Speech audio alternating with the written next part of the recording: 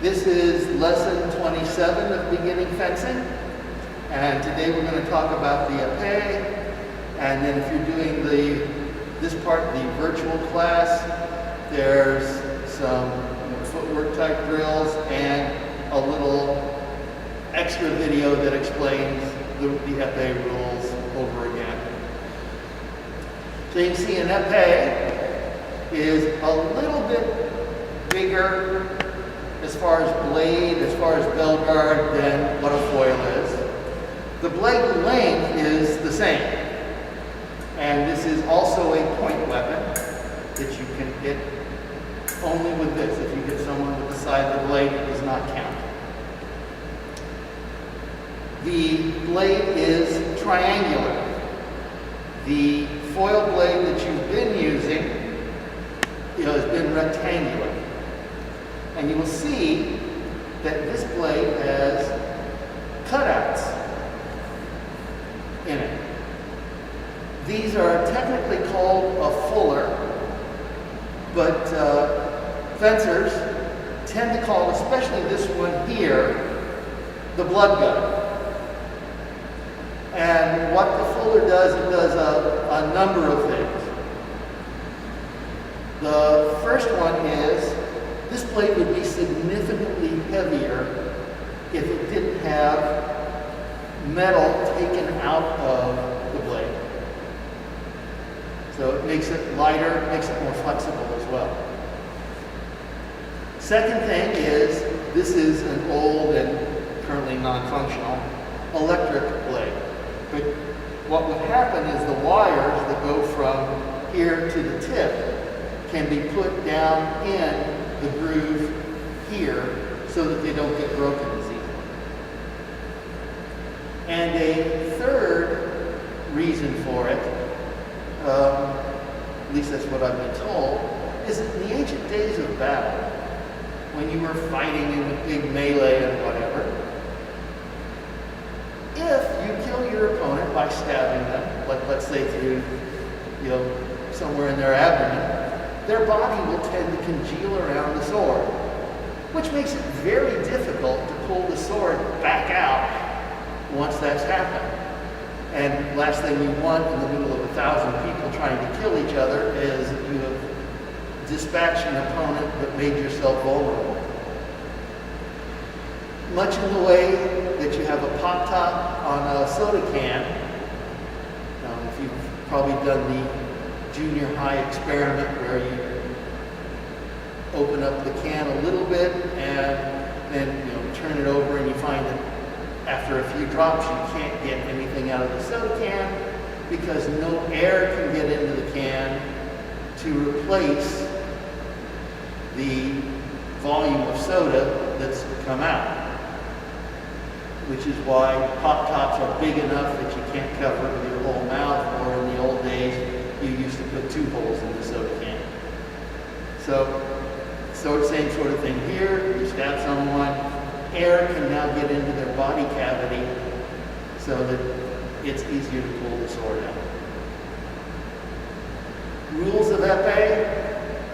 It is, if you remember, the duel to first blood. It is all about hitting first. You do not need to have right-of-way when you hit your opponent. There is no right-of-way in epee. The other thing that's up with epee is the entire body is target.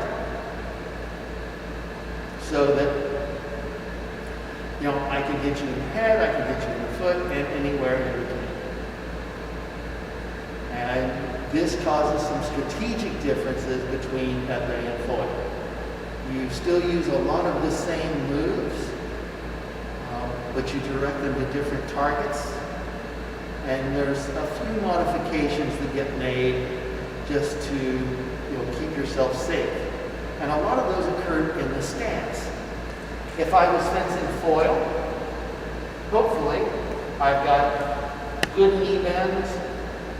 My arm is about a fist to a fist and a half away, and I'm down like this. Part of the reason is I want to have these legs bent so that I can do a good fast lunge to get out and hit someone? Well, first off, this knee being down so far makes it an easier target. So Epees just tend to stand up a little higher. The other thing is they tend to extend their arm a little bit farther out.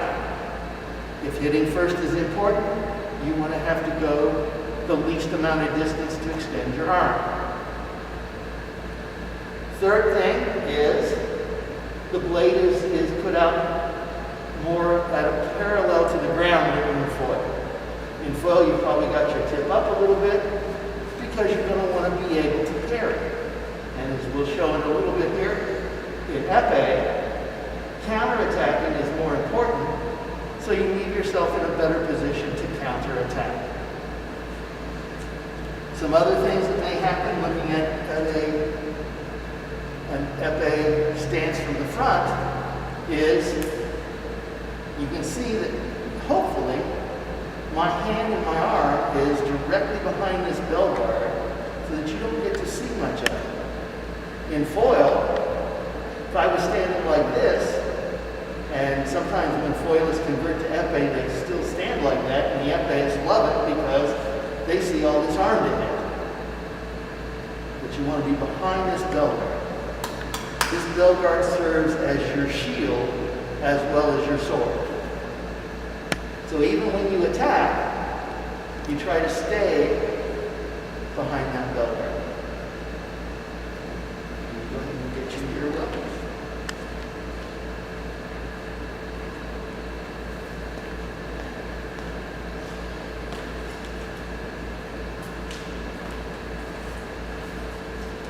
So remembering your foil, with right-of-way, the rules are built so that the attacker has the advantage. If you're attacked, you have to defend yourself. Now in epee, because there is no right-of-way, that advantage in some ways can fall to the defender.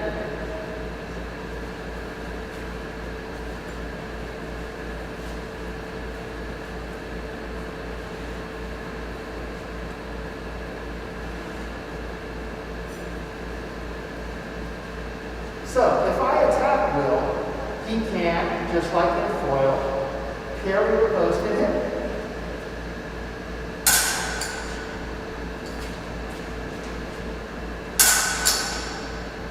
And you can see, Will is taller than I am. This is what a real epees looks like, tall and thin, and that height is a huge advantage because he parry reverse. And you can see, he can easily hit me and stop my attack before I get anywhere close to it. That's important because epee is the only weapon where both people can score at the same time. If we attack, oh look, we both hit each other, we would both get a point. Right? If we both attack at the same time, nobody had right away, nobody gets one. So using what we call doubling is an important strategy in epee. If you get way ahead, you may just do what we call double out. Just try to go for those double points until you're 4 points ahead till you get to the number of points you need to reach. But where the defender gets that advantage is now, if I attack Will, and he just wants to counter-attack me, he can do that as well.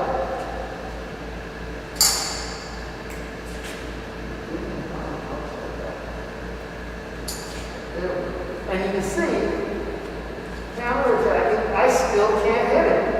He's got that advantage, and I don't get near him, and I've already been hit.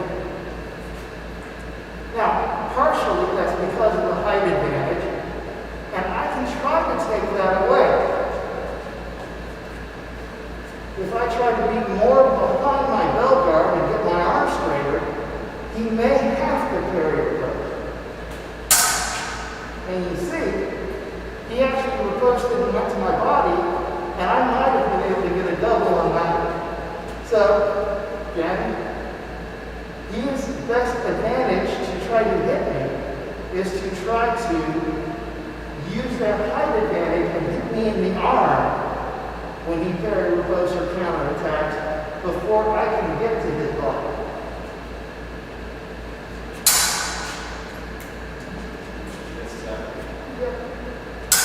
There we go.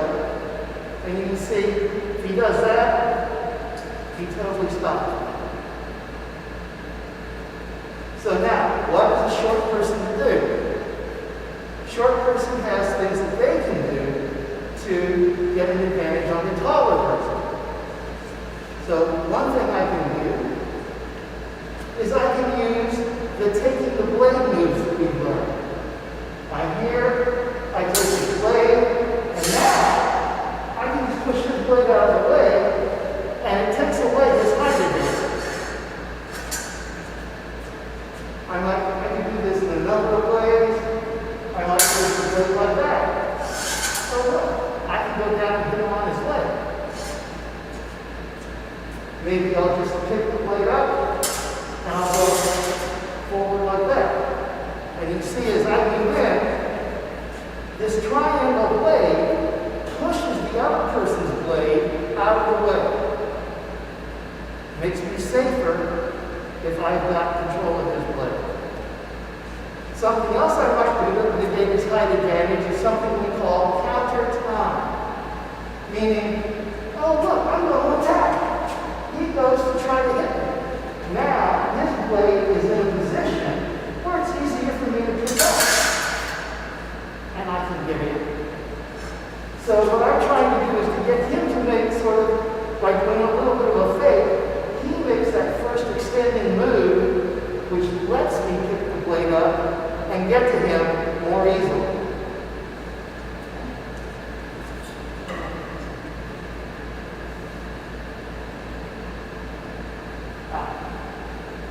You can do most every move that you can do with a foil with an ever.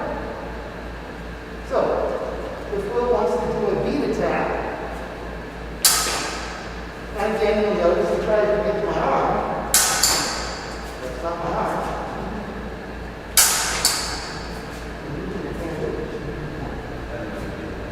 Yeah, there you go.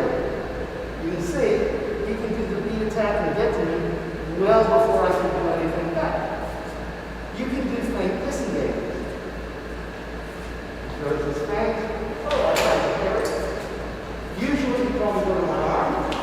Because again, by hitting me, before he gets to the body, if I realize that he's disengaging, I try to do a counterattack, I can't get to him, and I get him.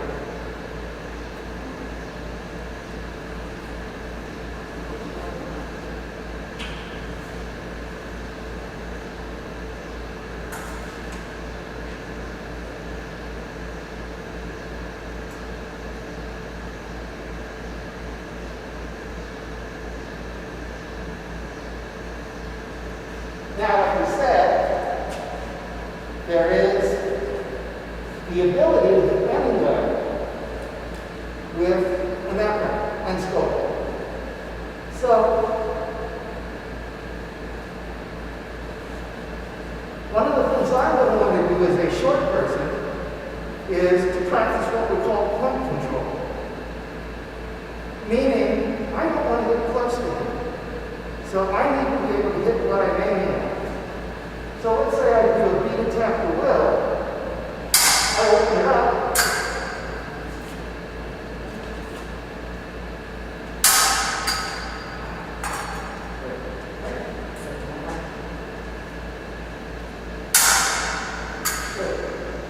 You can see, if I go really close to his wrist, now I can stay far enough away that he can't do anything. The other thing that taking the blade does for me is if I go in and I get in this close, now, in theory, being the shorter person, easier for me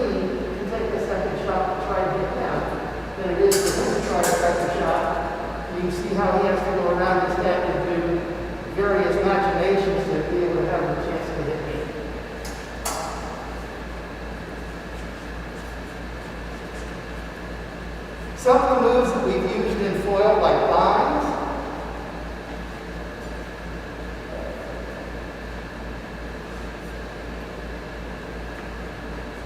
work very well in that way because, oh, look where I'm going to take the blade. And I just took it right down to his leg. You can do foot shots. You know, I might just go, oh, look, and go hit his foot. I might set it up, I might do a beat, and then drop down and hit his foot. I might do a fake. I might fake to his hand when he goes to parry. I hit his toe.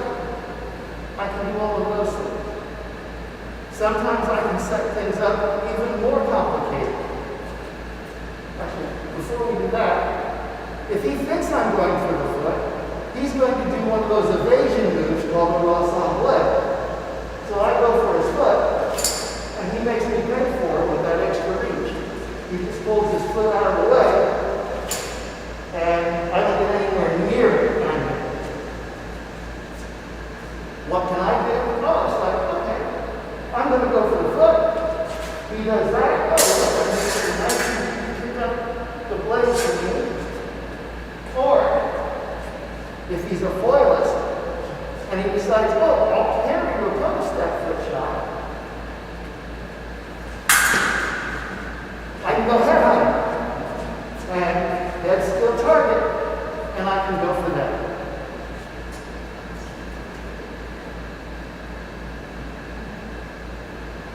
However, remember that most of the time, epees are going to start by going to the arm. Because there's no right of way, if you miss, in epee you tend to do what we call a remise or continuation, right? I take a shot at Will, oh, I didn't hit him there. Well, rather than me come back and try to parry the post, it's better that I just keep going and hit the next available target. Same thing for Will. He does a shot. Oh, it's a little there. He just keeps going. No right of way.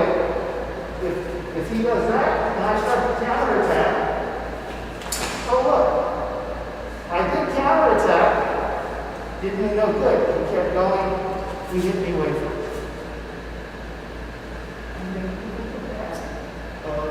Just that it's generally slower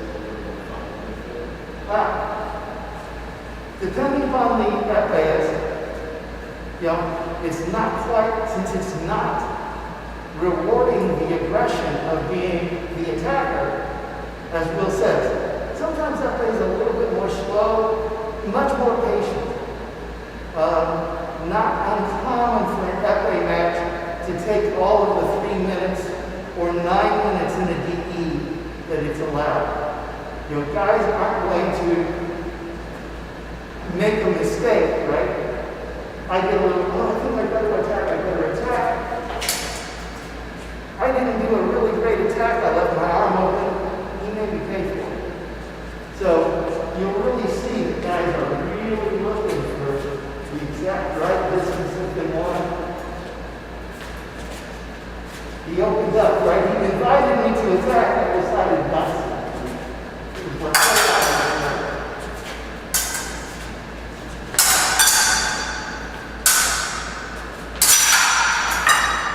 and we did hit each other, but if this had been on an electronic machine, I'm sure that Will would have